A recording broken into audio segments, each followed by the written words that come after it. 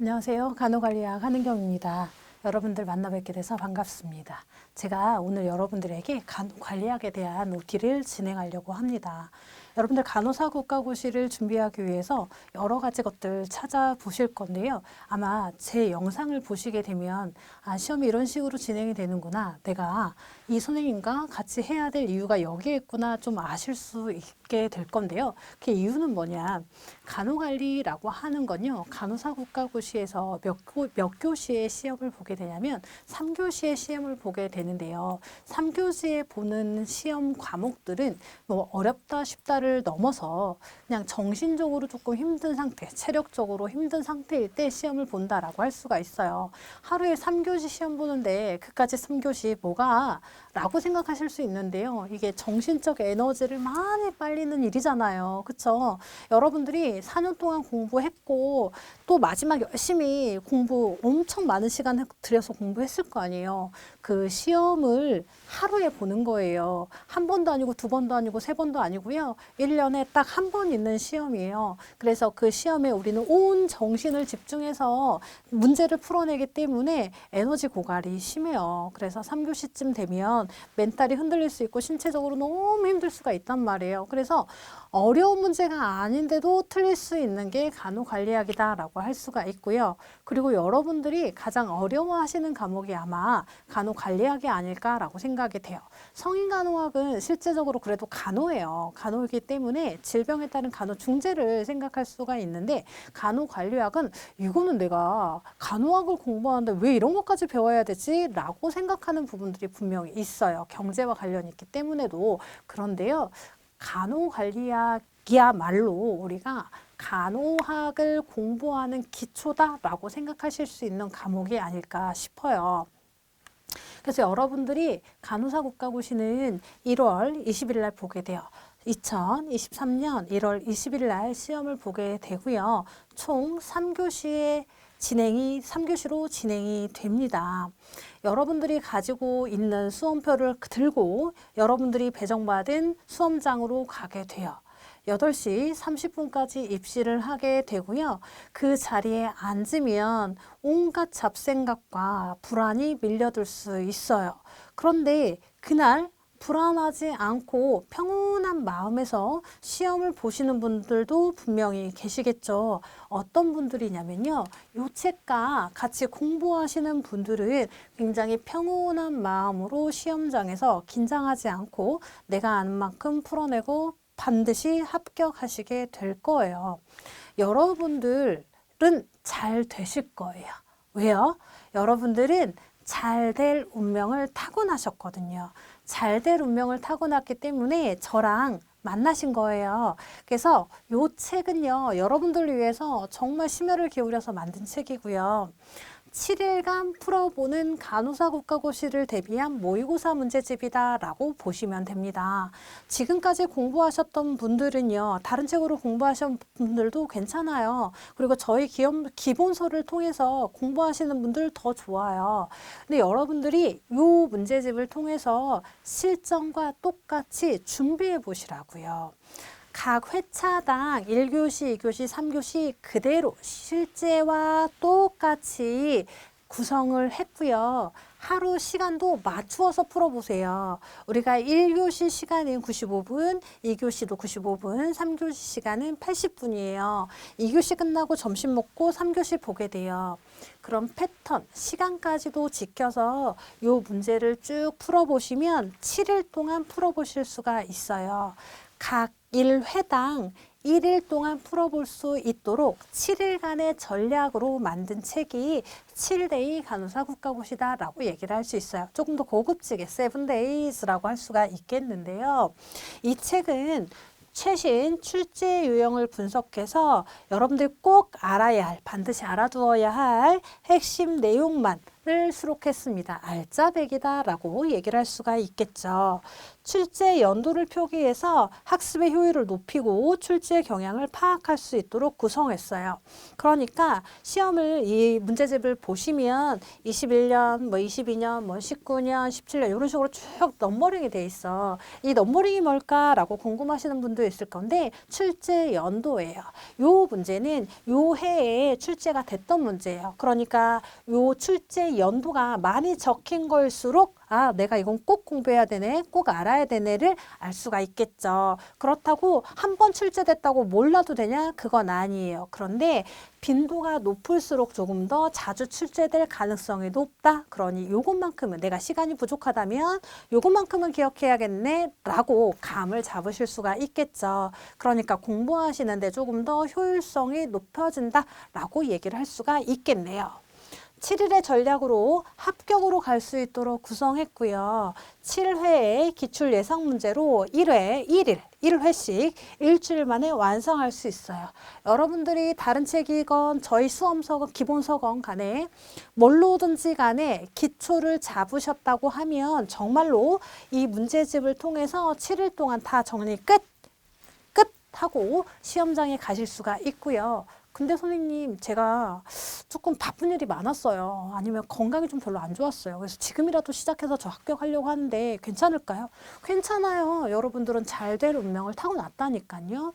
그러니까 저 만난 거예요. 그래서 이 문제집을 통해서 풀어보시되 시간은 요거보다 조금 더 걸릴 거예요. 왜? 정리할 시간이 필요하니까. 정리하고 암기할 시간이 필요하기 때문에요. 일단 풀어보시고 저희가 해설서에 꼼꼼하게 해설을 적어드렸어요. 그래서 그 해설을 바탕으로 정리를 하시고 기억도 하시고요. 그래도 부족해? 그러면 모의고사 동영상 강의를 한번 같이 들어보세요. 동영상에서 조금 더 쉽게 이해할 수 있도록 저희가 여러분들과 같이 할 거예요. 그러니까 걱정하지 마시고 지금 시작해도 늦지 않다라고 말씀을 드리네요. 회당 295문제로 총 2065문제의 문제를 수록했습니다. 295문제 왜 나왔어? 여러분들이 보시는 간호사 국가고시가요. 총 295문항으로 이루어져 있습니다. 그래서 똑같이 만들었다라고 했죠. 문제가 똑같다는 거 아니에요. 출제 유형을 분석해서 실제와 거의 유사하게 만들어낸 문제들이에요. 그래서 여러분들이 요 295문항을 풀어서 마킹까지 하는 시간까지 다 연습이 필요하기 때문에 요렇게 만들었다. 실제와 유사하게 만들었다. 그게 뭐다? 세븐데이즈다라고 얘기를 하고 싶습니다. 그러면 과목별의 문항수와 배점 및 과락 점수를 볼까요? 우리 시험 3교시로 진행이 된다라고 했죠. 1교시 시험 9시에 시작해요. 그럼 9시에 시작해서 95분 동안 시험 보니까 10시 35분까지 보겠죠. 그래서 95분 동안 풀어내는데 9시에 시작하니까 9시까지 가면 돼요? 아니에요. 우리가 우리 수능도 봐봤고 여러 시험도 많이 봐보셔서 아시겠지만 시험장에 가면 수험번호 맞는지 주민번호도 확인하고 뭐도 확인하고 확인할 시간들이 많잖아요. 그죠? 그래서 몇 시까지 입실? 8시 30분까지 입실하셔야 되고요. 입실해서 이것저것 다 확인하고 준비하고 9시부터 시험이 시작돼서 95분 동안 105문제 풀어냅니다.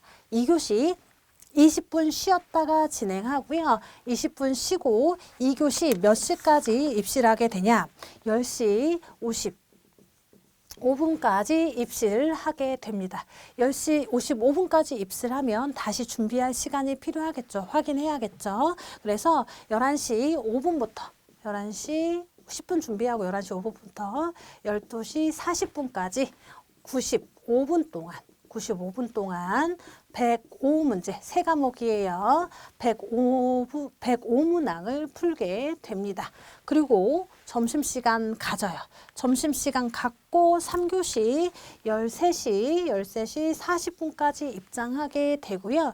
13시 50분부터 문제 풀게 됩니다. 그래서 13시 50분부터 15시 10분까지 문제를 풀고요. 마지막 시간이 조금 짧아요. 80분 동안 풀게 되고요. 80분 동안 몇 문항 풀게 되냐? 85문항 풀어내는 게 3교시다라고 얘기를 할 수가 있겠습니다. 그래서 이 점심시간 동안에 조금 이거 한번 더 확인해 봐야겠다. 이거 한번 찾아봐야겠다. 나 점심시간에 성인간호학 찾고 모성간호학 찾고 이러지 않겠죠. 그거 이미 지나간 거야. 하지 마세요. 점심시간에는 내가 암기했어야 되는데 조금 헷갈리는 내용들 있어? 그럼 후다닥 찾아보시고요. 점심 너무 거하게 드지 마세요. 3시 10분이면 끝나잖아. 끝나고 맛있는 거 드세요. 끝나고 맛있는 거 드시고요. 점심 가볍게 뇌를 돌릴 수 있는 것들을 드시면 돼요.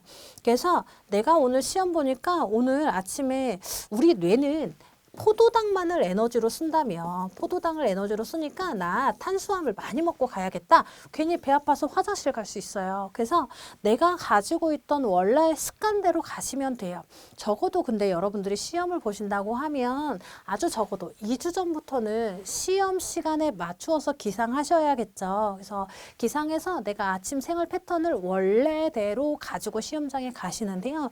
여기서 하나 꿀팁 드릴게요. 여러분들 약국에 가시면 포도당 캔디 팔아요. 이 포도당 캔디를 하나 준비하셔서 지금부터 하나씩 드셔보세요. 공부 안 되실 때 초콜릿, 사탕 이런 거 드시지 마시고 포도당 캔디 드세요. 포도당 캔디 드시면요. 힘이 납니다. 실제로 왜? 우리 뇌는 포도당만을 에너지로 쓰기 때문에 공부에 집중할 수가 있어요. 근데 이게 신기하게도 맛이 없지 않아. 맛이 없어. 그러니까 맛이 없다라고 하는 것은 무맛이다라는 거예요. 맛이 있지도 않고 없지도 않고 그냥 무맛이에요. 그런데 에너지를 공급해줘요. 이거 굉장히 좋죠. 먹기도 되게 간편하게 돼 있어. 그래서 요거 좀 준비해서 지금 공부하시면서 하나씩 드셔보세요. 굉장히 간편하거든요. 장 트러블 같은 거 전혀 일으키는 것들이 아니에요. 그래서 한번 드셔보시고요. 시험장에 가실 때 요거 준비해 가세요. 그래서 1교시 시험 보시고 쉬는 시간에 저거 좀 까서 드시고 뇌 에너지를 공급해 주세요. 그래야 2교시 때 집중할 수 있고 3교시 때 집중할 수가 있겠습니다. 그래서 3교시에는 뭘 보게 된다고? 간호관리학, 기본간호학, 보건의학, 관계법규 세 과목을 보게 되고요. 각 배점의 과락 점수와 총점의 합격 기준을 좀 보자면요. 각 문제당에 한 문제당 1점씩의 배점을 가지고 있고요. 간호관리학 35문제 푸니까 35점 배점 갖게 되겠죠. 여기에서 14개 이상을 맞으셔야 돼요. 13개 이하로 맞으시면 과락이에요. 과락. 우리가 전체 200점을 맞는다 하더라도 원래 60% 이상인 177점만 맞으면 합격이지만 200점을 맞았다고 하더라도 간호관리학에서 12개, 그러니까 12개 12점밖에 못 맞았어. 13점밖에 못 맞았어. 그러면 얘는 불합격이에요. 이게 과락이라는 거예요. 그래서 과락은 전체 배점의 40% 이하, 40% 미만일 때를 과락이라고 얘기를 하고 있어요. 그래서 과락이 많이 나오는 게 성인간호학도 한번 나온 적 있어. 전전년해. 근데 아동간호학이나 정신간호학이나 간호관리학이나 이런 지역관계법규 그리고 또 어려워하는 게 지역사회. 이런 것들에서 조금 과락이 나올 수가 있어요. 근데 여기서 과락을 피하려고 하면 적어도 우리는 간호관리학에서 15점, 14점 이상은 맞아야겠다라고 얘기를 할 수가 있겠습니다. 합격률을 좀 보시자면요. 56회에서 62회까지를 좀 살펴보고요. 연도로 보자면 2016년에서 2022년까지를 얘기할 수가 있어요. 전체적으로 합격률을 보면 95% 이상입니다. 95% 이상이고요. 가장 낮았던 해 56회에 93.8이었고요. 93.8일 때 환산 점수를 봤더니 74.4였었어요. 그러니까 합격한 사람들은 그래도 점수가 괜찮았다는 거야. 근데 이때 어떤 일이 벌어졌냐면 과락이 좀 많았었어요. 과락이 많았기 때문에 떨어졌고요. 60회도 보시면 합격률 괜찮았죠. 61회도 합격률 괜찮았어요. 62회도 괜찮았죠. 그런데 전체적으로 또 어디가 낮아? 그죠? 여기가 낮죠. 61회. 61회 때도 과락이 좀 많았어요. 과락이 어디서 많았냐면요. 간호관리에서 과락이 조금 많았었어요. 61회 때. 그래서 평균 점수는 실제적으로 나쁘지 않아. 그런데 과락 때문에 떨어지는 경우가 있었다라고 얘기를 할 수가 있겠습니다. 여러분들 합격률 보시면 이렇게 다 96%, 95% 막 이 정도 되니까 다 합격하는 거 아니야? 라고 생각하실 수가 있어요. 그래서 모르시는 분들은 야, 그거 다 합격하는 시험인데 뭘 그렇게 쓰냐? 라고 하시는 분도 계셔요. 그럼 네가 봐볼래? 라고 얘기하세요. 분명히 떨어집니다. 이게 왜 합격하냐면요. 우리가 죽을 똥 살 똥 공부하기 때문에 합격하는 거예요. 4년 동안 공부했고요. 이 시험, 1년에 한 번 있는 시험을 위해서 또 얼마나 많은 시간을 공들였어요. 그죠? 하고 싶은 거, 먹고 싶은 거 조금씩 참아가면서 우리가 놀고 싶은 것도 참아가면서 공부했잖아요. 그러니까 합격한 거예요. 아무나 합격하는 게 아니란 얘기예요. 얘를 떨어지는 수치로 보면 보통은 뭐 한 3, 4% 정도밖에 안 떨어지잖아요. 얘를 숫자로 환산해 보면요. 800명에서 900명이라는 수치가 떨어져요. 그러니까 굉장히 많이 떨어진다라고 얘기를 할 수가 있는 거예요. 그러니까 여러분들 이게 우습게 볼 시험은 아닌데 이렇게 합격률이 높은 이유는 모두 다 열심히 하기 때문이다 라고 얘기할 수가 있습니다. 간호관리학을 보시면 전체적으로 62회 간호관리학뿐만 아니라 이제 전체적으로 좀 살펴보면 62회는 96.6%에 78.9점으로 합격률이 좀 높아졌다. 전년도 대비해서 높아졌다라고 얘기를 할 수가 있고요. 간호관리학을 보면 제가 61회 때 합격률이 좀 떨어지면서 과락이 나왔다라고 말씀을 드렸었죠. 이 61회 때 간호관리가 굉장히 어려웠었어요. 그래서 시험이 끝나고 나서 저도 시험지를 풀어볼 거 아니에요. 분석을 해야 되니까 60일의 문제를 쭉 풀어보면서 아, 학생들 이번에 간호관리학에서 되게 힘들었겠다라고 생각을 했어요. 왜냐하면 새로운 유형의 문제들이 출제가 됐었거든요. 그 새로운 유형이라고 하는 것은 실제적으로 이제 여러분들은 학교를 막 나와서 간호사 국가고시를 보시기 때문에 모르겠지만 저는 간호공무원, 간호직 공무원, 8급 공무원 이런 것들도 같이 강의를 하고 있기 때문에 보건직 계열에서 보는 간호관리학 시험도 볼 거 아니에요. 그런 문제지도 볼 거 아니에요. 그런데 그쪽에서 조금 문제가 많이 넘어왔어. 응용해서 문제를 많이 출제가 되었어요. 그래서 기존까지 풀었던 간호관리학의 간단한 문제들보다는 뭔가 새로운 문제여서 기출에 없던 것들이라 조금 당황할 수 있었겠다. 하지만 당황했어도 여기에서 키워드를 잡고 가신 분들은 괜찮네 라고 얘기했을 것 같다라는 생각을 했어요. 그래서 62회 문제를 준비할 때 약간 저도 이제 그쪽에서 문제를 가져와서 응용해서 냈었어요. 그리고 그 전에 어려웠기 때문에 62회는 조금 문제가 쉽게 나왔었죠. 그래서 83.1이라는 높은 수치로 보였는데 이게 그러면 문제가 쉽게 나와서만 그러냐? 그건 아니고요. 전년도 어렵게 나왔으니까 학생들이 얼마나 겁을 먹었겠어요. 그래서 간호관리학을 더 열심히 공부했죠. 그랬더니 점수가 높아졌다라고 볼 수가 있겠습니다. 그런데 해마다 간호관리학의 문제가 조금 더 다양해지고 있어요. 이 기출만 봐서 풀 수 있는 문제들도 분명 있어. 왜냐하면 그런 문제들이 줄을 이루어서 과락하지 않게 만들거든요. 그래서 기출 형식으로 문제를 풀더라도 우리는 무난하게 15개에서 18개는 풀 수가 있고요. 근데 그 나머지 문제들은 굉장히 다양성을 추구하고 있기 때문에 나 이런 문제 처음 본다. 아, 이런 문제 되게 생소하다. 라고 느낄 수 있는 문제들이 있어. 그런 문제들에서 멘탈이 나갈 수가 있는데요. 그러지 않으셔도 돼요. 그런데 저희 세븐데이즈 문제를 푸신 분들은 아마 당황하지 않을 거예요. 제가 그런 다양성을 같이 실어놨어요. 저희 문제집에 출제 분석을 통해서 이런 식으로 문제들이 조금씩 변해가고 있으면 이런 문제도 나올 수가 있겠네 라고 생각하는 문제들 심어놨어요. 그래서 여러분들이 이 책과 같이 공부하시면 63회 시험에서는 크게 당황하지 않고 문제를 풀 수 있지 않을까라고 감히 생각해 보고요. 저는 간호관리학을 정말 강력히 추천합니다. 잘 만들었어요.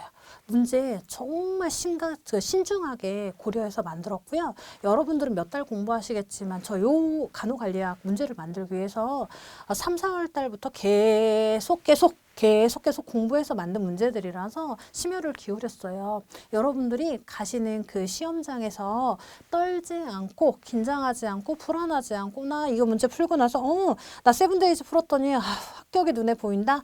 라고 자신감 가질 수 있도록 만들었으니까 믿고 한번 가셨으면 좋겠습니다. 간호관리학의 시험 범위를 보시면요. 간호전문직의 이해, 기획, 조직, 인적자원관리, 지휘, 통제, 간호단위관리. 실제로 이제 간호관리라고 하는 것은 우리 간호가 어떠한 역사에 의해서 만들어졌지라는 거예요. 그 역사와 간호 이론 그리고 이론가들을 실어놓은 내용이 간호전문직의 이해다라고 얘기를 할 수가 있어요. 그래서 간호전문직의 이해에서는 대부분 역사 관련된 문제, 예전에는 많이 나왔지만 지금 많이 줄었어요. 그래서 한두 문제 정도 역사와 관련된 문제 나오고요. 전문직에 관련된 문제 나올 수가 있고요. 법적 의무와 책임에 대해서 물어보는 문제들이 이 간호전문직의 이해에서 나온다라고 볼 수가 있겠고요. 그럼 여기에서 뭐가 가장 중요하냐 물어보면 간호사의 법적 의무와 책임 무조건 기억하셔야 되고요. 간호윤리 원칙에 대해서 기억하고 계셔야겠죠. 그럼 간호 역사는 안 해도 되냐? 아니요. 간호 역사를 알아야 우리가 간호사의 사명을 가지고 일할 수가 있다니까요. 그래서 간호 역사는 줄줄줄 외우면 너무 땡큐 하겠지만 그러기 어려울 수 있어요. 그래서 중요한 사건들 위주로 기억하시면 되겠습니다. 기획부터 통제까지는 정말 두루두루 골고루 나온다라고 할 수가 있어요. 그래서 이게 큰 분야가 이렇게 나뉘어졌고 작은 챕터는 기획에서 4개, 조직에서 4개, 인적자원에서 4개, 지휘에서 4개, 통제에서 2개 이 정도 되잖아요. 각 챕터별로 1개 이상씩 나온다라고 보시면 돼요. 그래서 그 중에서 기획에서 한 문제 정도 더 나올 수가 있겠고 인적자원관리에서 한 문제 정도 더 나올 수가 있겠고 통제에서 한 문제 정도 더 나올 수가 있어요. 그래서 그런 식으로 그냥 전체적으로 이해와 함께 키워드를 잡으시면서 공부하시면 되겠고 7번째 간호단위 관리에서는 환자 관리 어떻게 할 거냐 물품과 약품 관리 어떻게 할 거냐 환경과 감염 관리 어떻게 할 거냐 간호정보 어떻게 기록할 거냐 이런 것들에 대해서 문제를 물어보고 있죠. 여기에서도 각 한 문제씩 나온다라고 볼 수가 있겠습니다. 그러면 이제 출제 경향을 좀 살펴보시면요. 2020년부터 2022년까지 좀 살펴보면 간호전문직의 이해, 간호 역사와 간호 법적 의무 책임 윤리 전문직관 이런 것들 얘기한다 했어요. 꾸준히 7문제 정도 출제가 되고 있어요. 7문제 중에서 역사가 2문제, 법적 의무와 책임에서 2문제, 간호 윤리에서 1문제, 전문직에서 1문제 이런 식으로 문제가 나오고 있어요. 그래서 이 간호 전문직의 이해도 중요한 내용 위주로 출제 빈도가 높은 것 위주로 공부하시고요. 기획에서는 뭐 2020년도에서 7문제, 21년도에 5문제, 2022년도에 다시 7문제 정도 출제가 되고 있고요. 기획, 조직, 인적자원관리, 지휘, 통제에서 어디가 가장 많이 나오냐라고 하면 매해 기획 파트가 가장 많이 나온다라고 할 수가 있습니다. 그다음에 조직, 인적자원에서 4문제, 지휘에서 4문제, 통제에서 4문제, 간호단위 관리에서 4문제 정도 출제가 되고 있다라고 볼 수가 있겠습니다. 그래서 통제 파트에서는 소 챕터가 2개밖에 안 되는데 4문제 정도 나오는데요. 이 통제 파트에 가서 보시면 여러 가지 이론들이 같이 나오고 있고요. 생소한 용어들이 많이 나오고 있어요. 그래서 그 용어와 용어의 정의에 대해서 정리를 하시고 거기에서 잡아야 하는 키워드들이 있어요. 같이 정리하시길 바라겠습니다. 그럼 간호관리학을 공부할 때 어떻게 공부하시는 게 좋겠냐. 간호관리는 일단 첫 번째 꼭 숙지해야 되는 게 뭐냐면 간호윤리와 법적 의무는 꼭 숙지해야 돼요. 무조건 나옵니다. 얘네는 무조건 3문제 이상 출제가 되기 때문에 꼭 꼼꼼히 기억하셔야 되고요. 여러분들이 나중에 간호 현장에서 일하실 때도 요거는 꼭 필요해요.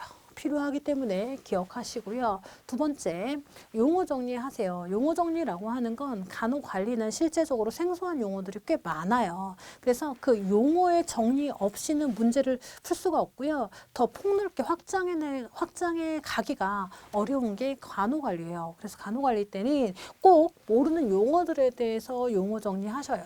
그러니까 아주 간단하게는 환자 안전과 관련돼서 유해 사건이 뭔지, 적신호 사건이 뭔지, 그죠? 간호 사고가 뭔지, 간호 과실이 뭔지 이런 거에 대한 정확한 용어 정리가 필요하고요. 각각의 정의, 용어 정리가 결국은 정의랑 이어지고요. 그들이 갖는 키워드가 있어요. 이를테면 제가 대표 문제를 하나 가지고 왔는데요. 말초정맥을 통해서 항암제를 투여받은 후 일혈이 발생해서 피부 이식을 받게 됐대요. 이거 어떤 문제예요? 적신호 사건에 해당이 됩니다. 적신호 사건이라고 하는 건 뭐예요?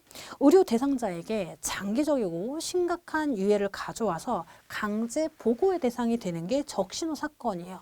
일혈까지 발생해서 피부 괴사가 일어난 거예요. 괴사가 일어나서 피부 이식을 받게 됐대. 심각한 유해를 가져왔다, 장애를 가져왔다라고 얘기를 할 수가 있겠잖아요. 그래서 얘는 적신호 사건에 해당이 되고요. 만약에 이렇게 문제가 안 나오고 말초동맥을 통해서 항암제를 투여받은 환자에게 적신호 사건이 발생했다라고 문제가 나오면 적신호 사건에 대해서 알고 계셔야지 문제를 풀 수가 있는 거예요. 일단 첫 번째, 용어 정리 필요하다라고 말씀을 드렸고요. 그럼 적신호 사건이 나타났을 때 이 문제가 왜 발생했는지 환자 안전사고의 발생 요인을 규명하기 위해서 이 문제가 적신호 사건이 왜 발생했는지 발생 요인을 규명하기 위해서 어떻게 조사하는데 후양적인 조사 방법을 쓰겠대. 그러면 후양적 조사 방법은 뭘까? 그럼 우리가 환자 안전사고와 관련돼서 조사할 수 있는 방법이 크게 두 가지 정도가 있다더라. 그게 뭐냐면 근본 원인 분석과 오류 유형과 영향 분석이더라. 이렇게 알아야 되는 거예요. 이 사고가 났을 때, 사건이 발생했을 때 사건을 조사하는 방법이 두 가지가 있어. 근본 원인 분석과 오류 유형과 영향 분석이야. 그런데 이 두 가지의 가장 큰 차이점은 뭐냐면 근본 원인 분석이라고 하는 것은 문제가 발생한 후에 원인을 규명하기 위해서 조사하는 방법이야. 그러니까 후양적으로 조사하는 방법이 근본 원인 분석이야. 그런데 오류 유형과 영향 분석이라고 하는 것은 전향적인 조사 방법이에요. 문제가 발생하기 전에 잠재적 오류, 이를테면 단계별로 자주 발생하거나 아니면 빈번하게 발생하지 않지만 위험 요인이 있다면 그 단계적으로 분석해서 위험 요인을 전향적으로 없애는 거. 전향적으로 제거해서 환자 안전과 의료의 질을 향상시키는 조사 방법이 오류 유형과 영향 분석이다라고 할 수가 있어요. 그래서 발생하기 전에 전향적으로 조사하는 방법은 오류 유형과 영향 분석이고 발생한 후에 후양적으로 하는 건 근본 원인 분석이다라고 할 수 있어요. 그럼 이 문제가 나올 때 적신호 사건이 발생하지 않도록 미연에 방지하기 위해서 전향적으로 시행하는 조사 방법은 뭐냐라고 물어보면 오류 유형과 영향 분석이다라고 할 수가 있겠죠. 여러분들 이런 문제 보시면 조금 생소하다라고 할 수가 있는데요. 요거 21년도에도 나왔고 22년도에도 나온 문제예요. 그래서 요거와 함께 또 환자 안전 원칙과 관련돼서 나오는 것들이 스위스 치즈 모형, 하일리 법칙이라는 게 있단 말이죠. 그런 것들에 대해서 꼼꼼히 정리하실 수 있도록 세븐데이즈 문제 다 실어 놨어요. 그래서 여러분들이 그동안 풀어보지 못했던 문제들의 개념 정리까지 하실 수 있도록 제가 꼼꼼히 준비했으니 저희는 어디에서 만나요? 우리 본강의에서 만나서 다시 한번 정리해 드리도록 하겠습니다. 여러분들은 잘될 운명을 타고 나셨기 때문에 저를 만난 거고 저와 함께 하시면서 조금 더 수월하게 합격의 길로 가실 수 있겠습니다. 여러분들의 합격을 기원합니다. 우리 본강의에서 만나요. 반가웠습니다. 감사합니다.